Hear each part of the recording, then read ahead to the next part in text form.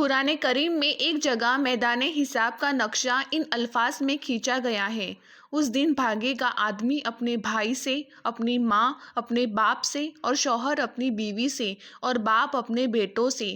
یہ سب ایک دوسرے سے اس لیے بھاگے گے کہ ہر کسی کو اپنی جان کی پڑی ہوگی۔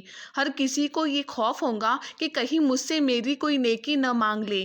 اس لیے نہ ماں کو اپنے بچے کی فکر ہوگی، نہ باپ کو اپنے بیٹے کی فکر ہوگی، نہ شوہر کو بیوی کی فکر ہوگی، نہ بیٹوں کو اپنے ماں باپ کی فکر ہوگی۔ ہر ایک کو اپنی جان کی پڑی ہوگی۔ اس کے بعد اللہ تعالیٰ نے فرمایا، ہر ایک کی حالت اس دن ایسی ہوگی کہ اسے دوسرے سے غافل کر دیں گی، یعنی دوسرے کی طرف دھیان ہی نہیں ہوگا۔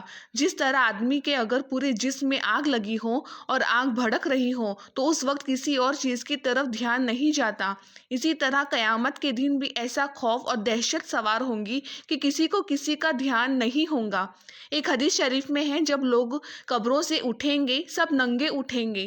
حالانکہ قبروں میں کفن کے ساتھ دفن کیے جاتے ہیں، لیکن کفن تو عام طور پر جانور کھا لیتے ہیں، قبر کی مٹی کھا لیتی ہے، بدن کو بھی مٹی کھا لیتی ہے، کچھ چھوٹا سا ہڈی کا حصہ باقی رہ جاتا ہے۔